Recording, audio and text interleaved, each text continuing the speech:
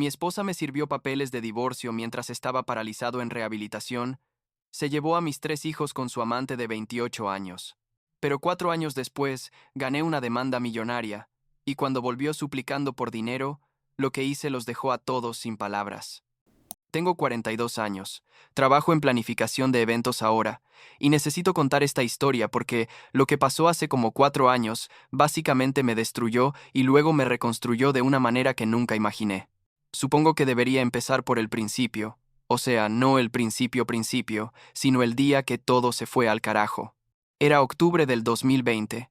Estaba supervisando una obra de construcción en Illinois, un proyecto de apartamentos de lujo, ya sabes, de esos donde los dueños quieren todo terminado para ayer, pero no quieren gastar en seguridad adecuada. Llevaba como 15 años trabajando en construcción en ese momento. Había empezado desde abajo y me había abierto camino hasta supervisor de sitio, lo cual básicamente significaba que era mi cabeza la que rodaba si algo salía mal.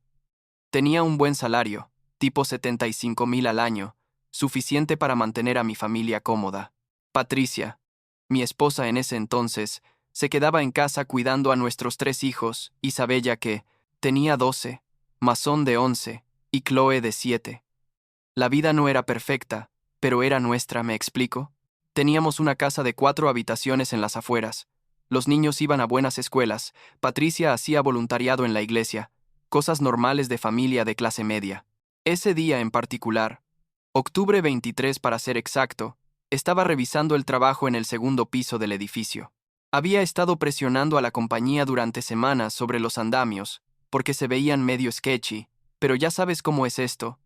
Siempre es más barato ignorar las señales de alerta hasta que pasa algo. Y bueno, pasó algo. Estaba parado en el andamio, revisando unas medidas, cuando escuché este crujido, tipo ese sonido, que sabes que significa que algo muy malo está por pasar, y lo siguiente que recuerdo es estar mirando el cielo y no poder mover las piernas. Había caído 2 pisos completos, aterrizando en mi espalda sobre un montón de escombros de concreto. No voy a mentir. Los siguientes minutos son borrosos. Recuerdo gritos, mucho movimiento, alguien diciéndome que no me moviera, como si pudiera aunque quisiera. La ambulancia llegó en lo que pareció una eternidad. Pero probablemente fueron tipo 10 minutos. El dolor era... no sé ni cómo describirlo. Era como si cada terminación nerviosa en mi cuerpo estuviera en llamas, pero al mismo tiempo todo estaba entumecido, si eso tiene sentido. Lo que más me asustaba era que no podía sentir mis pies para nada, y cuando intentaba moverlos simplemente nada pasaba. En el hospital las cosas se pusieron más reales. El doctor, un tipo mayor con esa voz calmada que usan cuando tienen que darte malas noticias, me explicó que tenía fracturas en 3 vértebras lumbares, daño severo en la médula espinal, y básicamente mi vida como la conocía había terminado. Sus palabras exactas fueron: es muy posible que nunca vuelvas a caminar normalmente, y eso era el mejor escenario. El peor escenario, que prefiero no repetir, involucraba una silla de ruedas permanente y asistencia de por vida. Tenía 38 años, 3 hijos que dependían de mí, y de repente mi cuerpo era una prisión. Patricia llegó al hospital como 2 horas después del accidente, y mirando hacia atrás, debí haber notado las señales desde ese primer día. Se veía más molesta que preocupada, ¿sabes? Como si esto fuera una inconveniencia masiva en lugar de una tragedia. Estuvo ahí tipo 1 hora, preguntó lo básico. Se aseguró de que no me estuviera muriendo, y luego dijo que tenía que volver con los niños. No volvió a visitarme durante 3 días. 3 días completos. Cuando finalmente apareció de nuevo, traía a los niños, pero solo los dejó quedarse como 15 minutos, porque según ella era demasiado traumático para ellos verme así. Los siguientes 6 meses fueron básicamente un infierno viviente. Cirugías, terapia física que me hacía llorar del dolor, aprender a hacer cosas básicas otra vez, como sentarme sin ayuda. Me trasladaron a un centro de rehabilitación en diciembre, uno de esos lugares depresivos donde todos están tratando de reconstruir sus vidas después de accidentes horribles. Patricia venía a visitarme cada vez menos frecuentemente. Al principio era cada 2 días, luego una vez a la semana, luego cada 2 semanas. Los niños prácticamente desaparecieron de mi vida. Solo los vi tipo 4 veces durante esos 6 meses enteros. En enero del 2021, como 2 meses y medio después del accidente, Patricia llegó al centro de rehab con una carpeta bajo el brazo. Ni siquiera me preguntó cómo estaba. Se sentó en esa silla de plástico horrible al lado de mi cama y dijo, James, necesitamos hablar. Y yo pensé, ok, finalmente vamos a hablar sobre cómo vamos a manejar esto como familia, cómo vamos a adaptarnos, no sé. Pero no. Ella sacó papeles de divorcio de esa carpeta y los puso en la mesa al lado de mi cama. Literal, me dijo. No puedo hacer esto. No firmé para esto. Los niños necesitan estabilidad. Y luego se fue. Tipo. Se paró y se fue dejándome ahí con los papeles. Resulta que Patricia había estado saliendo con un tipo, Kyle, un entrenador personal de 28 años que conoció en el gimnasio, 28 años. O sea, 10 años menor que ella, 14 años menor que yo. El tipo tenía abdominales y cero responsabilidades. Vivía todavía con su madre, pero aparentemente eso era más atractivo que un esposo lisiado tratando de recuperarse. Lo descubrí porque Isabella, mi hija mayor, me lo dijo en una de esas raras visitas. Me dijo, mamá dice que Kyle es nuestro nuevo papá ahora, y yo solo me quedé ahí sin saber qué decir porque, ¿qué le dices a tu hija de 12 años en esa situación? Para marzo, Patricia ya se había mudado de Illinois completamente. Se llevó a los 3 niños al otro lado del país, a California, porque según ella necesitaban un nuevo comienzo. Un nuevo comienzo lejos de su padre destrozado, básicamente. Intenté pelear por la custodia, pero mi abogado, William, un tipo honesto que me daba las cosas directas, me dijo que no tenía ninguna posibilidad. Estaba desempleado, técnicamente discapacitado, viviendo en un centro de rehabilitación. Patricia tenía un trabajo nuevo en California, tipo trabajo administrativo en una empresa de seguros, tenía un lugar donde vivir, y el juez veía a Kyle como una figura paterna estable, lo cual es una broma, pero así es el sistema. Perdí todo contacto con mis hijos durante 4 años. 4 años completos. Intenté llamar, pero Patricia cambió todos los números. Intenté videollamadas, pero ella bloqueó mi correo. Mandé cartas que aparentemente nunca llegaron o nunca se las dieron a los niños. Mandé regalos de cumpleaños y Navidad que desaparecieron en el vacío. Era como si mis hijos hubieran dejado de existir. O peor, como si yo hubiera dejado de existir para ellos. Y no voy a mentir, hubo días, muchos días, donde pensé que sería más fácil, simplemente rendirme en todo. Pero aquí es donde las cosas empiezan a cambiar, supongo. Mi hermano mayor Brian, un electricista que siempre había sido medio rudo conmigo, apareció en el centro de rehab un día en abril del 2021, y básicamente me dio un ultimátum. Me dijo, vas a venir a vivir conmigo, vas a hacer tu terapia física, vas a demandar a esa compañía de construcción negligente, y vas a reconstruir tu vida porque si no lo haces, te voy a patear el trasero yo mismo. Brian nunca fue de los sentimentales, pero esa fue su forma de decir, te quiero y no voy a dejarte morir aquí. Me mudé con Brian y su familia, tipo su esposa y 2 hijos adolescentes, a su casa en los suburbios. Tenían una habitación extra en el primer piso que básicamente se convirtió en mi espacio. Seguí con la terapia física religiosamente. 3 veces a la semana al principio, luego 5 veces. El progreso era dolorosamente lento, literal y figurativamente. Después de 6 meses podía caminar, con un bastón. Después de un año podía caminar distancias cortas sin ayuda, aunque con una cojera notable que nunca se fue completamente. Los doctores decían que era un milagro que pudiera caminar para nada, así que decidí ver mi cojera como una medalla de honor en lugar de una discapacidad. William, mi abogado, me ayudó a presentar una demanda contra la compañía de construcción por negligencia. Teníamos evidencia sólida, fotos de los andamios defectuosos, reportes que yo había hecho sobre problemas de seguridad que fueron ignorados, testimonios de otros trabajadores. La compañía, obviamente, intentó llegar a un acuerdo rápido y silencioso. Pero William me convenció de pelear por más porque, en sus palabras, esos bastardos casi te matan y luego te dejaron sin ingresos ni seguro médico, así que mereces cada centavo. El caso tomó como 2 años en resolverse completamente, pero, eventualmente ganamos. No puedo decir exactamente cuánto, por acuerdos de confidencialidad, pero digamos que fue suficiente para cambiar mi vida completamente. Mientras tanto estaba tratando de descubrir qué hacer con mi vida. No podía volver a construcción, obviamente, mi cuerpo no aguantaba ese tipo de trabajo físico. Intenté algunos trabajos de oficina que me hicieron querer arrancarme los ojos de lo aburridos que eran, y entonces conocí a Laura. Y esto suena como algo de película romántica cursi, pero básicamente ella salvó mi vida de una manera completamente diferente a como Brian lo hizo. Conocí a Laura en septiembre del 2022, como 2 años después del accidente. Brian estaba haciendo trabajo eléctrico en un lugar para bodas, uno de esos lugares fancy que hace eventos y conferencias, y necesitaba ayuda cargando algunos cables pesados. Yo fui con él tipo para ayudar donde pudiera, y Laura era la dueña del negocio de catering que estaba configurando para un evento ese mismo día. Tenía como 40 años, pelo castaño que siempre tenía, medio despeinado, porque estaba constantemente haciendo mil cosas, y esta energía que simplemente llenaba la habitación. Empezamos a platicar mientras trabajábamos, ya sabes, conversación casual sobre nada en particular, y resultó que ella estaba buscando expandir su negocio, pero no sabía cómo manejar la parte logística de coordinación de eventos.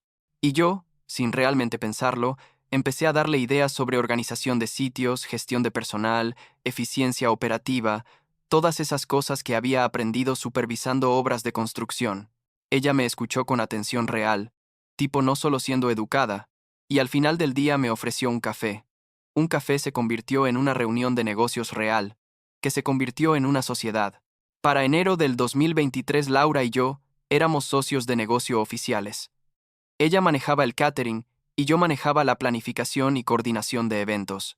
Resultó que yo era realmente bueno en esto, tipo, sorprendentemente bueno, todas esas habilidades de gestión de proyectos, manejo de presupuestos, coordinación de equipos, se transferían perfectamente a planificación de eventos. Y la mejor parte era que podía hacerlo. Mi discapacidad física no me detenía para nada. De hecho, mi experiencia casi muriendo en un sitio de construcción me había hecho obsesivamente cuidadoso con la seguridad y la logística, lo cual es perfecto para eventos donde mil cosas pueden salir mal. El negocio empezó a crecer rápidamente. Hicimos bodas, conferencias corporativas, quinceañeras, literalmente cualquier cosa. Para mediados del 2023, estábamos ganando lo suficiente para que yo pudiera mudarme del lugar de Brian a mi propio apartamento, uno pequeño, pero decente. Y en algún punto, entre las reuniones de negocios y las noches configurando eventos y las celebraciones cuando algo salía bien, Laura y yo nos volvimos más que socios de negocio. No fue dramático ni repentino, fue tipo gradual y natural, y de repente estábamos juntos y se sentía bien de una manera que Patricia y yo nunca se había sentido, ni siquiera en nuestros buenos tiempos. Laura sabía sobre mis hijos, sobre cómo los había perdido, sobre cómo intentaba no pensar en ellos todos los días porque dolía demasiado. Ella nunca me presionó para hablar de ello, pero también nunca actuó como si esa parte de mí no existiera, ¿me explico? Era este equilibrio perfecto entre dame espacio y estoy aquí si me necesitas. Y yo estaba empezando a pensar que tal vez esta era mi vida ahora. Tal vez nunca volvería a ver a mis hijos y tendría que encontrar una manera de vivir con eso. Y entonces, en marzo del 2024, 4 años y pico después de haberlos visto por última vez, mi teléfono sonó con un número desconocido. Normalmente no contesto números desconocidos, pero algo me hizo contestar ese día, y era Isabella. Mi Isabella, que ahora tenía 16 años, con una voz que apenas reconocí porque la última vez que la había escuchado era la voz de una niña de 12 años. Ella dijo, «Papá, soy yo. Conseguí mi propio teléfono y encontré tu número». Y yo simplemente me quedé ahí parado en medio de mi oficina, tratando de no llorar frente a mis empleados. Isabella me contó todo. Me dijo que Patricia les había dicho durante años que yo no quería saber nada de ellos, que los había abandonado, que había elegido mi recuperación sobre mi familia. Les dijo que yo nunca llamé, nunca escribí, nunca intenté contactarlos, y ellos le creyeron porque eran niños. ¿Qué más iban a hacer? Pero Isabella había empezado a hacerse preguntas, especialmente después de que encontró una caja vieja en el ático de Patricia con todas las cartas que yo había mandado, las que supuestamente nunca llegaron. Cartas de cumpleaños, cartas de Navidad, cartas que solo decían los extraño y los amo y por favor no me olviden. Isabella quería visitarme, y quería traer a Mason y Chloe. Mason tenía 15 ahora, y estaba en el equipo de fútbol de su escuela. Y Chloe tenía 11, y aparentemente amaba dibujar, algo que nunca hubiera sabido, si Isabella no me lo hubiera dicho. Coordinamos la visita para 2 semanas después, durante sus vacaciones de primavera, sin decirle a Patricia porque Isabella sabía que su madre intentaría detenerlo. Esas 2 semanas fueron las más largas de mi vida. Limpié mi apartamento como 1000 veces. Compré comida que pensé que a los niños les gustaría, pero luego me di cuenta de que no tenía idea de qué les gustaba ahora porque habían crecido completamente sin mí. Laura me ayudó a prepararme. Me recordó que solo fuera yo mismo, que no intentara compensar 4 años en una visita, que los dejara venir a mí a su propio ritmo. Cuando finalmente llegaron a mi apartamento, tipo tocaron la puerta y yo la abrí, hubo este momento incómodo, donde todos solo nos miramos. Isabella se veía tanto como Patricia, pero con mis ojos. Mason era básicamente una versión adolescente de cómo yo me veía a su edad. Y Chloe, mi bebé que había tenido 7 años la última vez que la vi, ahora era esta preadolescente, con brackets y una mochila llena de sus dibujos. Y luego Isabella dio el primer paso y me abrazó, y Mason se unió, y Chloe también, y estábamos todos ahí parados en la entrada de mi apartamento llorando como idiotas. Pasaron el fin de semana conmigo. Les mostré el negocio. Conocieron a Laura, quien fue increíble con ellos. Les conté sobre el accidente y mi recuperación, y todo lo que había pasado. Y ellos me contaron sobre sus vidas, sobre California, sobre la escuela, sobre sus amigos. Hablamos sobre Patricia y sobre Kyle. Y resultó que Kyle no era exactamente el padrastro del año. Era básicamente un niño grande, que jugaba videojuegos todo el día, y ocasionalmente llevaba a Mason a practicar fútbol cuando se acordaba. Les mostré las cartas que había mandado, las que Isabella había encontrado. Les mostré los regalos de cumpleaños que había comprado, pero nunca pude enviar porque no tenía dirección. Les mostré todo, cada evidencia de que nunca los había abandonado, que había peleado por ellos de todas las maneras que pude. Y vi cómo procesaban esto, cómo se daban cuenta de que todo lo que Patricia les había dicho era mentira. Isabella estaba furiosa, tipo visiblemente temblando de rabia. Mason estaba más callado, pero podía ver el dolor en sus ojos. Chloe solo seguía diciendo: Mamá mintió sobre todo. Después de ese fin de semana, las cosas cambiaron rápidamente.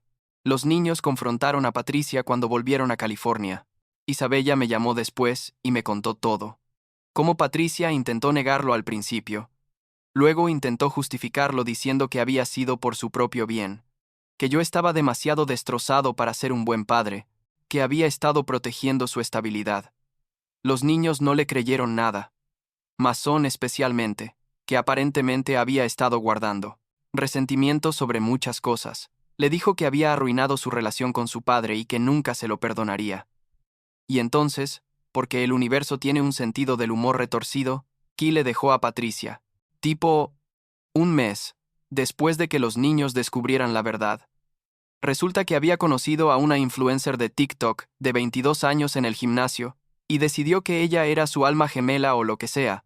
Se mudó con ella literalmente de un día para otro, dejando a Patricia sola con 3 adolescentes que ahora la odiaban y una vida que había construido sobre mentiras que se estaban desmoronando. Patricia apareció en mi oficina en junio del 2024. No llamó, no avisó. Solo apareció un martes por la tarde, cuando estaba en una reunión con un cliente. Mi asistente vino y me dijo: hay una mujer aquí que dice que es tu ex esposa. Y yo casi me caigo de mi silla porque, ¿qué demonios? Terminé la reunión lo más rápido que pude profesionalmente y salí a encontrarla. Se veía, honestamente, terrible. Había envejecido mal, tenía esa mirada de alguien que no ha dormido bien en meses, y cuando me vio se echó a llorar ahí mismo en mi sala de espera. Me pidió que habláramos en privado. Entonces la llevé a mi oficina. Y ella empezó con este discurso sobre cómo lo sentía, cómo había cometido un error, cómo nunca debió alejarse de mí, cómo los niños la odiaban ahora, y ella entendía por qué. Pero, ¿no podíamos intentar reconstruir nuestra familia? Literalmente dijo: por los niños, James. Podemos hacerlo funcionar por los niños.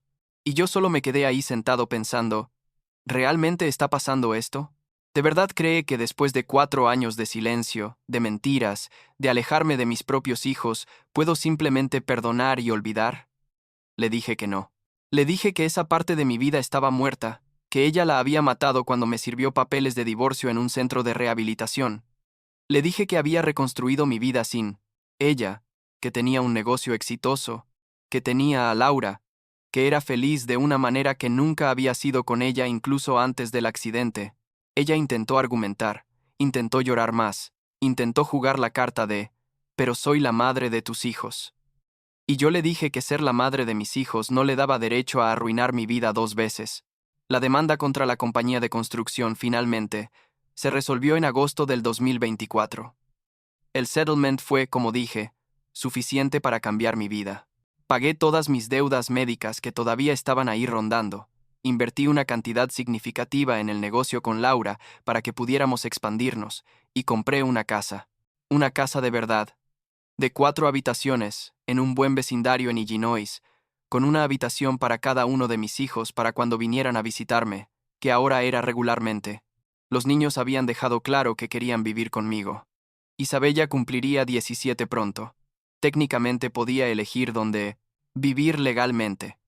Mason y Chloe también querían mudarse, pero eran más jóvenes, entonces la situación de custodia era más complicada. William, que había manejado mi caso de construcción, también manejó el caso de custodia. Presentamos para custodia completa, y esperaba una pelea larga y fea, pero Patricia no se opuso. Literal, no puso ninguna objeción. Firmó los papeles sin siquiera pedir custodia compartida o derechos de visita. Creo que se dio cuenta de que había perdido a sus hijos mucho antes de que el juez firmara cualquier documento. En octubre del 2024, 4 años exactos después de mi accidente, Isabella, Mason y Chloe se mudaron conmigo a Illinois. Patricia se quedó en California, pero último que supe había vuelto a su pueblo natal y estaba trabajando retail en alguna tienda. Kyle la había dejado por segunda vez después de volver con ella brevemente. La influencer de TikTok aparentemente no funcionó. Entonces, intentó con Patricia otra vez, pero luego conoció a otra persona más joven.